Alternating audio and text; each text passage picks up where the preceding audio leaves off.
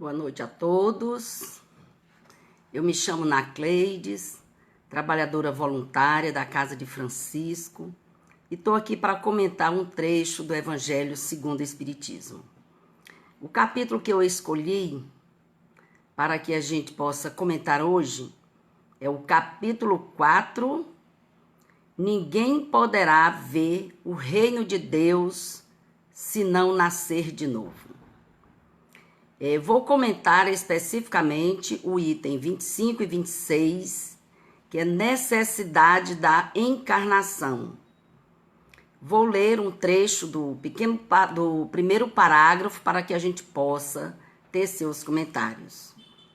Quero desejar a todos, uma boa noite, agora que as pessoas estão chegando, e que Deus possa abençoar a todos nós durante esse momento que vamos ficar em sintonia.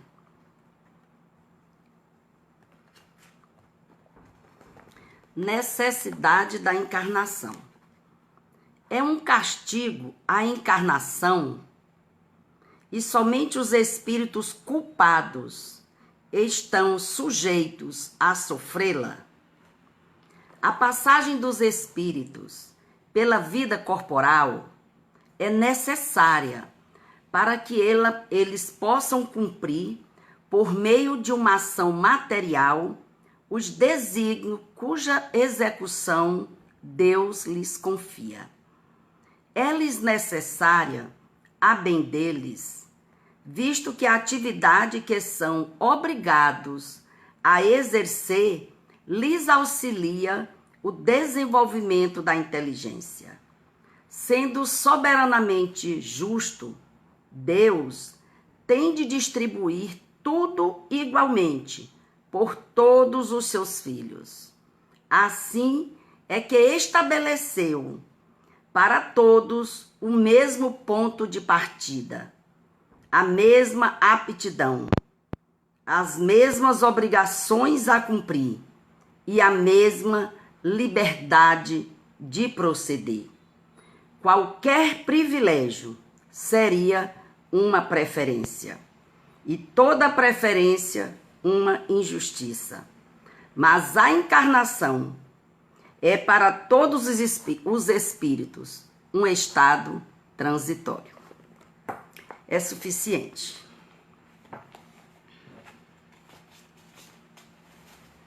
Meus irmãos, a encarnação, o primeiro que é a encarnação?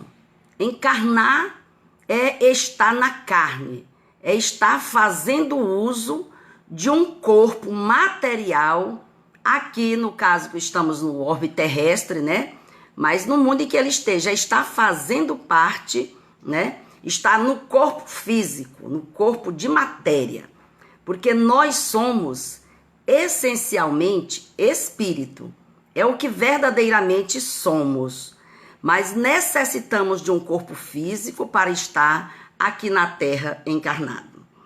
Então, a encarnação, no caso aqui, a encarnação é a primeira vez que o espírito encarna. É uma tarefa que Deus nos impõe quando começamos a vida, como primeira experiência, que faremos uso do nosso livre arbítrio. Ou seja, é um estado transitório. A gente vem do plano espiritual, encarna e ficaremos aqui por algum tempo. E através do nosso livre arbítrio, nós podemos abreviar ou prolongar nossa existência no orbe onde nos acharmos inseridos.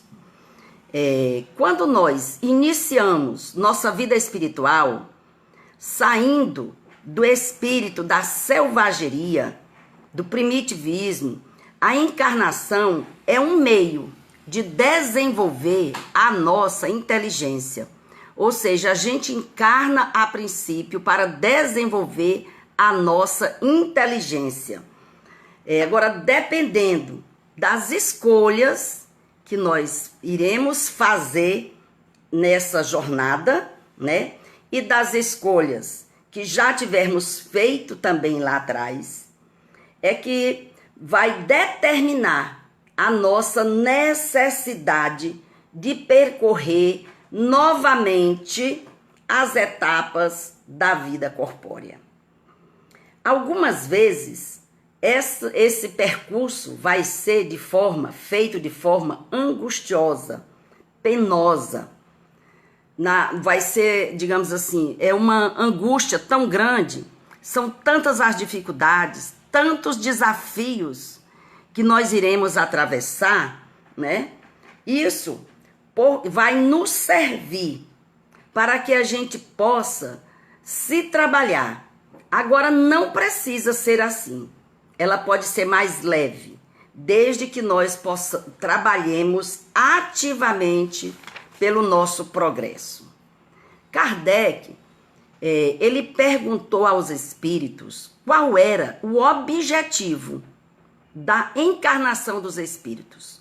Ou seja, no livro dos Espíritos, para quem não conhece, porque de repente tem alguém que não é espírita, aqui estão catalogadas 1019 perguntas que Allan Kardec fez aos espíritos, né? E a pergunta 132 é o seguinte: qual o objetivo da encarnação dos espíritos? E os espíritos responderam a Kardec: Deus a impõe. Ou seja, não é uma opção. Deus a impõe, com o objetivo de os fazer chegar à perfeição. Para alguns, uma expiação. Para outros, uma missão. Devem suportar as vicissitudes da existência corporal. E um outro objetivo é colocá-los em condições de suportar sua parte na obra da criação, concorrendo para o bem geral da humanidade e do planeta e o seu próprio adiantamento. Porque quando nós nos melhoramos, nós também melhoramos ao nosso redor. Porque quando eu tenho atitudes melhores, ela vai refletir não só nos irmãos da mesma espécie, mas em todas as espécies. Porque eu vou tratar melhor o meu animal, eu vou tratar melhor a natureza, eu vou cuidar melhor do rio, das florestas. Ou seja, quando nós nos tornamos pessoas mais conscientes do nosso papel, da nossa verdadeira essência enquanto filhos de Deus que somos, nós temos, com certeza, atitudes melhores. Então, nós nos melhoramos e melhoramos também tudo à nossa volta. Na questão 133, porque Kardec, ele não se contentava de fazer só uma pergunta. Pelo contrário, ele instigava, ele ia mais a fundo. E na 133 ele pergunta assim: os espíritos, desde o princípio, seguiram o caminho do bem, têm necessidade da encarnação? Ou seja, os espíritos vinham lá encarnando, tudo certinho, fazendo as coisas direita. Então, ele vai precisar encarnar, entrar na carne? Aí o que os espíritos responderam? Todos somos criados simples e ignorantes. Instruem-se nas lutas e tribulações da vida corporal. Deus, que é justo, não poderia fazer alguns felizes sem dificuldade e sem trabalho, e por conseguinte, sem mérito. Ou seja, a situação de encarnar, gente, é para todos. Porque aí começa o verdadeiro exercício do espírito, as verdadeiras provas, saber se realmente ele está apto, né? E outra coisa também, existem mundos mais avançados do que aquele a qual estamos vivendo. Então, como é que nós iremos passar, por exemplo, para mundos mais avançados? Se a gente também evoluir mais. Então, essa evolução, ela não cessa, é a lei do progresso, entendeu? E de que serve, então, eles terem feito esse percurso tudo direitinho, né? Se isso não vai nos isentar, enquanto espírito, das dificuldades da vida corporal.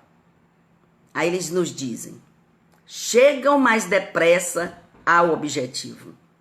Menos imperfeição, menos tormentos, se poupa de provas e chegará mais cedo ao nível de espírito puro.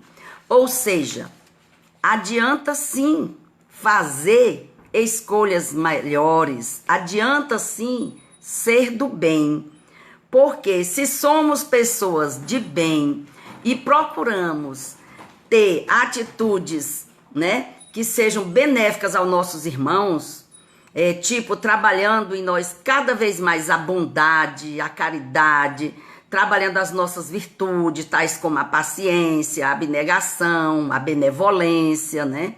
O exercício pleno da caridade. Tudo isso vai fazer com que a gente abrevie os nossos tormentos. Nós não precisaremos, por exemplo, passar na encarnação com tantos desafios como às vezes a gente se vê inserida. Então, se eu não sei você que está me ouvindo, mas eu, por exemplo, passo por muitos desafios nessa encarnação. Então, pelos desafios que eu passo, eu tenho ideia de que eu realmente devo ter aprontado muito lá atrás, porque os desafios são grandes. Mas e daí? Esses desafios são oportunidades que Deus, na sua infinita misericórdia, nos proporciona para que a gente possa se redimir com o nosso passado, que a gente possa resgatar, mas principalmente para que a gente possa ser pessoa melhor, para que a gente demonstre que verdadeiramente nós estamos aprendendo, porque o objetivo maior, gente, é a aprendizagem. Encarnar novamente o que nós chamamos, se eu vou reencarnar novamente, encarnar novamente, né? Se não for suficiente, é o que nós vamos chamar de reencarnação. Lei divina, que explica, que nos esclarece a justiça divina. Expiação, aprimoramento progressivo da humanidade. São oportunidades trazidas pela encarnação. E essa encarnação, ela precisa sempre ter um fim útil. Deus não faria algo que não fosse benéfico e nem tivesse utilidade. Pela reencarnação no mesmo globo, quis Deus que os mesmos espíritos, pondo-se novamente em contato, tivessem ensejo de reparar seus danos recíprocos. Por meio das relações anteriores, quis, além disso, estabelecer sobre base espiritual os laços de família e apoiar numa lei natural os princípios da solidariedade, da fraternidade e da igualdade. Então, meus irmãos, tem algo que eu gostaria de ler aqui para vocês. Quais são as alternativas que o homem hoje tem acerca do futuro após a morte? Quatro alternativas lhes são oferecidas. Primeiro, pela doutrina materialista, o nada. Pela doutrina panteísta, a absorção de sua energia no todo universal. Terceira, pelas religiões tradicionais, a fixação definitiva da sorte de cada um. Ou seja, se eu sou uma pessoa boa, eu vou para o céu, digamos assim, entre aspas. Se eu sou uma pessoa ruim, digamos, eu vou para o inferno ou para o purgatório, né? E aí, a última, a quarta, pela doutrina espírita, a possibilidade infinita de progresso individual. É nisso que o espiritismo acredita, que nós podemos crescer, progredir, que nós podemos voltar à carne quantas vezes for necessária, porque com a pluralidade das existências, inseparável da progressão gradativa do espírito, há a certeza da continuidade das relações antes os que se amaram. E é isto que constitui a verdadeira família, porque através desse processo de retorno à vida, na vida corporal, as relações elas vão cada vez mais sendo trabalhadas, né? E aí é onde nasce a verdadeira base das famílias universais. Então, por exemplo, se você tem na sua família aqueles familiares que você ama, que você se entende perfeitamente, que parece que é uma harmonia o tempo inteiro, significa dizer que são pessoas que você já vem de outros tempos, que você já tem sintonia, que você já tem afinidade com ela e que estão já em um determinado nível espiritual. Já aquele outro que te dá muito trabalho, aquele que você precisa exercer mais a tua paciência, aquele que às vezes muita gente às vezes diz uma grande verdade, é maior do que pensa, quando diz assim, Ave Maria, fulano é tão diferente que nem parece que é da família.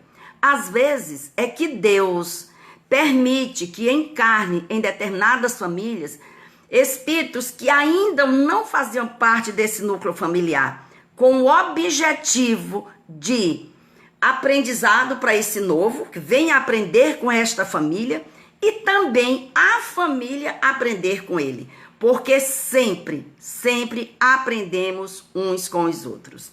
Então, o tempo já esgotou e assim, fica aqui o convite para que nós possamos cada vez mais trabalhar e melhorar as nossas relações, as nossas atitudes, para que possamos voltar em situações melhores e no futuro não precisar mais voltar, porque quando se chega ao estágio de espírito puro, não há mais necessidade de encarnar, só por missão. Boa noite a todos.